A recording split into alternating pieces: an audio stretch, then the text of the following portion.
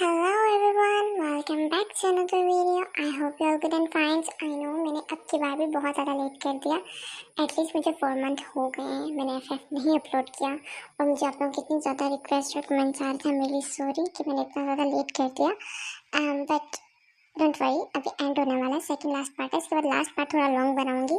Okay, and thank you so much for 1 lakh subscribers. मुझे अभी तक यकीन नहीं हो रहा है एंड मैंने क्लियर वीडियो बनानी है. अगर किसी का कोई भी पर्सनल या कोई भी क्वेश्चन हो अबाउट यूट्यूब अर्निंग या यूट्यूब चैनल या मतलब कोई भी वीडियोस वगैरह वॉइस अकॉर्डिंग एनी क्वेश्चन आप पूछ सकते हो. ओके, कम्युनिटी पोस्ट में या फिर इस वीडियो में भी पूछ सकते हो. मैं लाजमी सबको आंसर दूँगी. ओके, एंड वो वीडियो मेरी रियल वॉइस में बनेगी.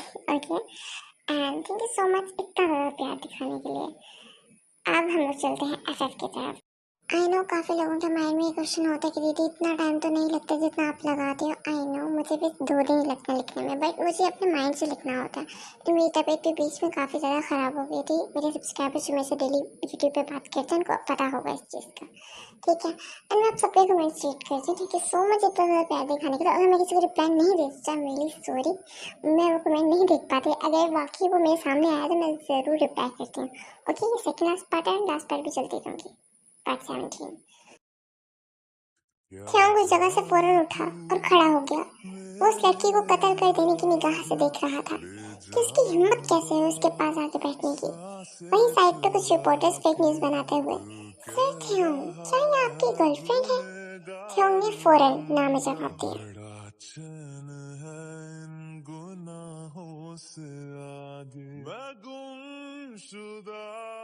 तो वो लड़की फौरन उठी और थ्योंग के करीब होते ही कहने लगी, फिर भी क्या हुआ? आप ऐसा क्यों बोल रहे हो जैसे आप मुझे जानते ही नहीं हो? आपको याद नहीं क्या वो जिस रात हम दोनों ने... मुझे तो कहते हुए भी शर्म आ रही है. वो लड़की मासूम बनने की कोशिश करते हुए कहने लगी कि थ्योंग, वो उस रात हम दोनों ने एक ही बिस्तर में रात गुजारी थी. अभी मुझे कहते हुए शर्म आ रही है. रात का टाइम है, मैं अकेले एक कमरे में बैठ के, लाइट नहीं है, और अगर किसी ने मेरी ऐसी बातें सुनी ना क्या सोचेगा, कितनी बिगड़ी लड़की है. बस इतना सुनते ही इस मासूम पर एक साथ कई बिजलियां गिरी. वो वहीं लड़खड़ा के नीचे बैठ गई और आंसू थमने का नाम ही नहीं ले रहे थे. उसे तो यकीन ही नहीं हो रहा था कि थ्योंग ऐसा भी कुछ कर सकता है. वो माने या ना माने, सच्चाई यही थी जो वो लड़की बता रही थी. आखिर एक लड़की अपनी जिद के साथ कैसे खेल सकती है? इस तरह के कई सवाल उसके मन में उठ रहे थे और उसने मन ही मन थ्योंग से फिर कभी ना मिलने का फैसला किया. अगली सही अगर मैं सही से ना बोल रही हूँ क्योंकि ये मैंने काफ़ी टाइम पहले लिखा था, तो इसलिए अभी कुछ वर्ड्स की समझ नहीं आ रही. थ्योंग ने उस लड़की के मुंह पर रख के एक थप्पड़ मारा और बोला, तुम्हारी हिम्मत कैसे हुई इतना घटिया इल्जाम मुझ पर लगाने की? जानती भी हो मैं कौन हूँ? घमंड उसमें आज भी बहुत था. वो किसी को भी इज्जत के काबिल नहीं समझता था और ये सच था. थ्योंग उस लड़की की जिंदगी बर्बाद कर सकता था. उसने तो ना जाने कितनी लड़कियों की जिंदगी के साथ खेला होगा. मेरे FF में थ्योंग का ये कैरेक्टर है. सुसोए थप्पड़ पड़ते ही वो लड़की चीखी और सच्चाई बताते हुए बोली कि यार तुम खुद आए थे मेरे पास और मेरे साथ जबरदस्ती की थी तुमने. मेरे पास सबूत है. उसने होटल की फुटेज दिखाई जिसमें ये साफ साफ देखा जा सकता था कि थ्योंग उस लड़की के साथ रूम में जा रहा है.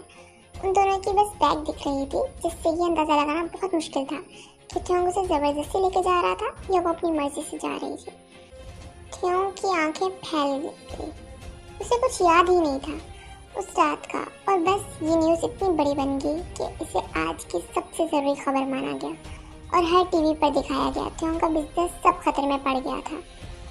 उसे कुछ समझ नहीं आ रहा था वो खुद को कैसे बेगुनाह साबित करे. नैन्सी भी यह सब कुछ देख पा रही थी. आंसू तो उसके कभी रुके ही नहीं थे पर अब वो थक गई थी. उसने जिसे इतना चाहा, यहाँ तक कि उसे एक और मौका देने के बारे में सोचा. उसने ही ऐसा किया. उसे यकीन ही नहीं हो रहा था जिससे उसने इतने साल बिना बोले चाहा, प्यार किया, वो इतना बड़ा धोखा कैसे दे सकता था.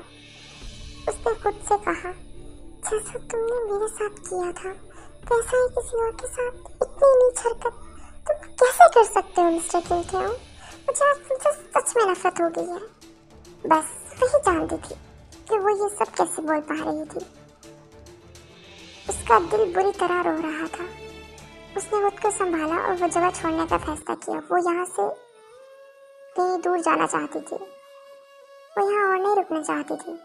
थियोंग से जुड़ी कोई चीज़ अपने पास नहीं रखना चाहती थी। यूँ समझो, उसका नाम तक नहीं सुनना चाहती थी।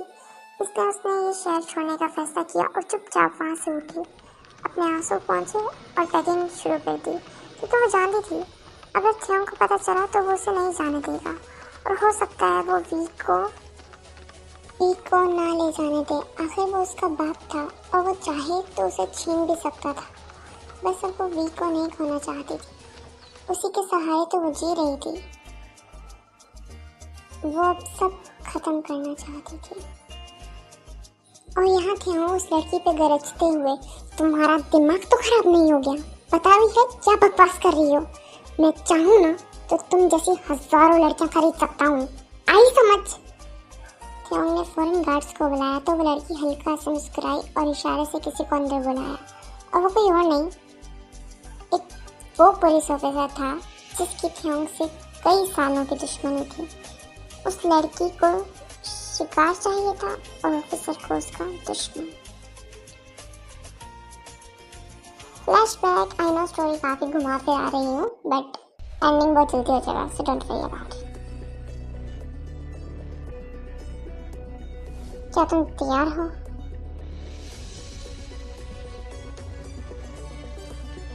पुलिस ऑफिसर,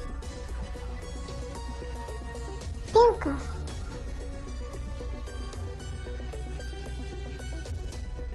ये वही लड़की,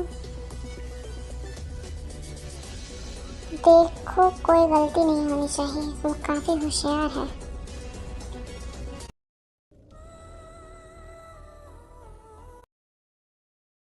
अच्छा, आप लोगों को फिल्टर में सेम आवाज सुनाई दे रही है, बट पता नहीं मैं कैसे चेंज कर लेती हूँ।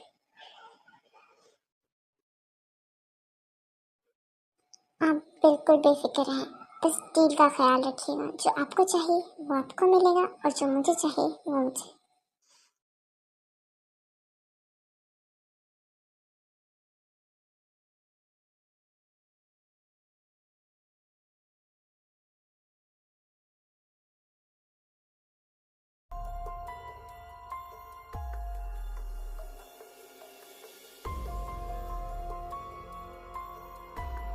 ये प्लान इन दोनों का ही था।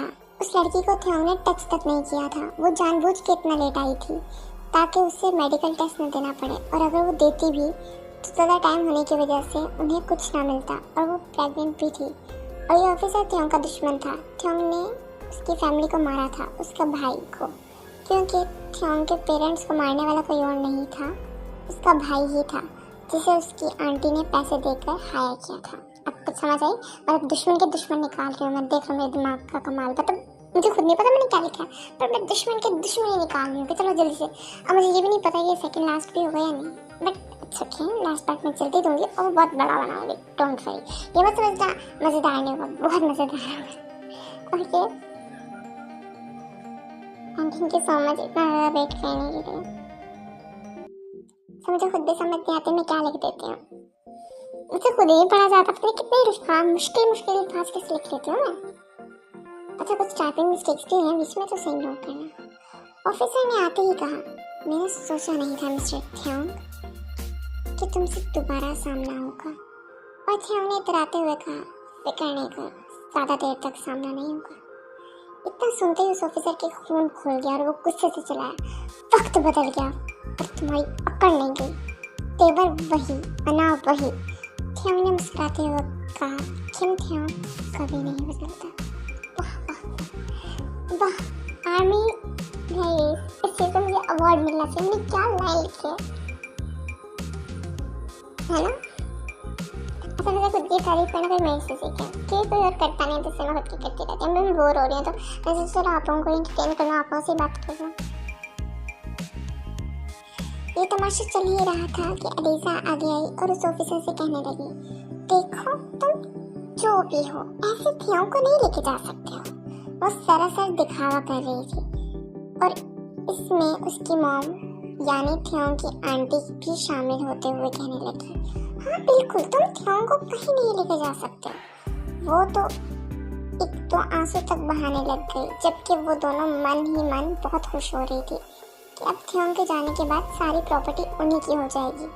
ये सुनते ही वो थोड़ा और चीख पुकार करने लगी। थियोंग जोर से बोला, खामोश हो जाओ सब, मेरा सर फट जाएगा, मैं कहीं नहीं जा रहा। सुन लिया आप सबने?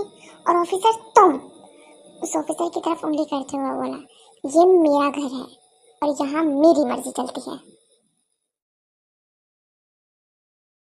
पहले कोई सबूत ढूंढ कर आओ और सर्च वारंट भी। ऐसे कैसे किसी के घर में घुस सकते हो? मैं चाहूँ तो तुम्हें खड़े खड़े नौकरी से निकलवा सकता हूँ।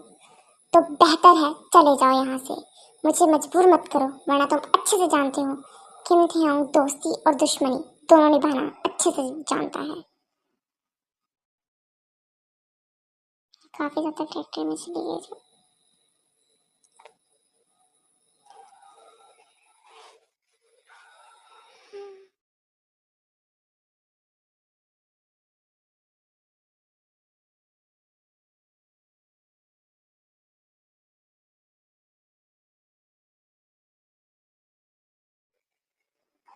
और बताओ आप लोग कैसे हो? चलो मैं लाइव में से ऐसे बात कर लेती हूँ। इतना सुनते ही वो ऑफिसर दांत पीसते हुए बोला, मैं बहुत जल्दी वापस आऊंगा किम थियोंग, तुम्हें ज्यादा देर खुला नहीं छोड़ूंगा। वो क्या है ना, मेरा काम है मुजरिमों को पकड़ना और उन्हें सजा देना। एक आंख उठा के बोला और फिर वहां से चला गया, क्योंकि उसके पास अभी कोई इतने पुख्ता सबूत नहीं थे कि वो इतने पावरफुल बिजनेसमैन को यूं ही अरेस्ट कर ले। पर उसने हार नहीं मानी, क्योंकि अब बात एक लड़की की थी और ये बात काफी आगे तक जा सकती थी, और उस लड़की को गार्ड्स ने बाहर निकाल दिया। Very good. और मुझे समझ नहीं आती मेरी स्टोरी आप लोगों को कैसे पसंद आ जाती है। Well other side story and होने वाली मैं पहले बता देती हूँ। सॉरी मैंने छोटा वीडियो बनाया, मेरे लिए सॉरी।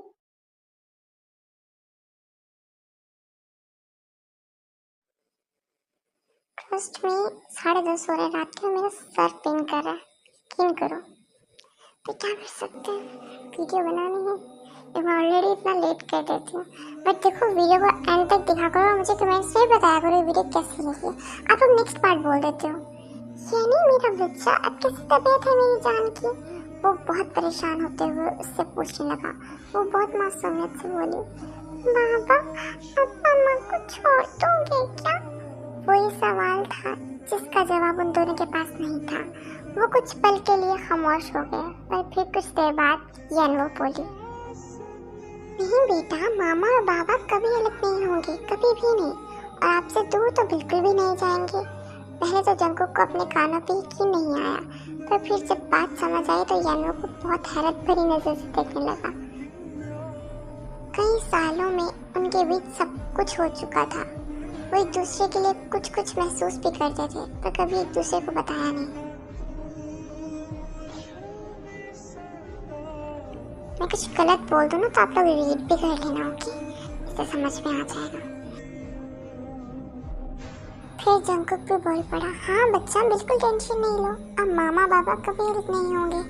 उसकी आंखों में एक नई उम्मीद थी, न जाने क्यों वो एक मौका देना चाहता था, और दूसरी तरफ शायद यानवो भी यही चाहती थी। ये सुन यानी की खुशी नहीं संभली। वो हंसते हुए कहने लगी, सच मामा बाबा, फिर मैं भी अपने दोस्तों को बताऊंगी कि मेरे मामा बाबा कभी अलग नहीं होंगे। मैं हमेशा आप दोनों के साथ ही रहूंगी। जी बच्चा, हम आपको छोड़ के कभी नहीं जाएंगे। दोनों एक साथ बोल पड़े और दोनों की नजर एक दूसरे से मिल गई। वो कहना तो काफी कुछ चाहते थे, पर उनकी जुबान साथ ही नहीं दे रही थी। तभी यानी हंसते हुए बोली, पक्का ना? और फिर कहने लगी, मुझे नींद आ रही है मॉम। उन दोनों का ध्यान यानी की तरफ किया। जी बच्चा, अब आप सो जाओ। वो दोनों उसे सुला के बाहर आए। बाहर आते ही वो किसी और ही सोच में डूब गई। जहाँ यानवो उसे छोड़ने का फैसला कर चुकी थी, वहीं यानी की हालत देख के उसने अपना फैसला बदलने का सोचा। और यही हाल कुछ जंगकुक का भी था। यही कुछ जंगकुक भी सोच रहा था, पर अब वो यानवो से प्यार करने लगा था। पर उसे कभी बता नहीं पाया। वो डरता था कि शायद वो उसे छोड़ देगी, और हो भी कुछ ऐसा ही रहा था। यनु की हरकतों ने उसे बहुत परेशान कर रखा था। उसने अब बैठ के बात करने का सोचा और हुआ भी कुछ यूं ही। वो दोनों बैठे तो आमने सामने थे। दिमाग में कई सवाल थे, पर जुबान कहना नहीं चाहती थी ऐसा कुछ। वो खामोशी से एक दूसरे की तरफ देखते हैं। तभी जंगकुक हिम्मत करके कहता है कि